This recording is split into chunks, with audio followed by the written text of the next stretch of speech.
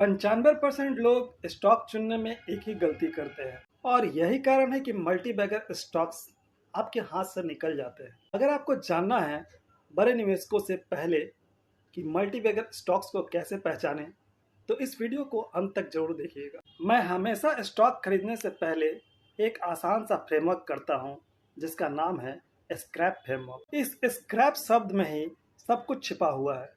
S S का मतलब है सेक्टर। सबसे पहले उस सेक्टर को चुनिए जिसमें भविष्य में सबसे ज्यादा ग्रोथ दिख रहा है। सी फॉर कंपनी, एक ऐसी कंपनी जिसका फंडामेंटल काफी स्ट्रांग हो और उस सेक्टर का सबसे बेहतरीन स्टॉक हो। और अगला लेटर है आर फॉर रिस्क। निवेश करने से पहले हमेशा रिस्क को समझिए, क्योंकि कैपिटल बचाना उतना ही जरूरी है जितना कि रिटर्न कमाना। और अगला लेटर आता है A for assessment. Management, financial और वैल्यूएशंस का सही से असेसमेंट कीजिए। और अंत में आता है पी फॉर पेशेंस, जो कि सबसे जरूरी है।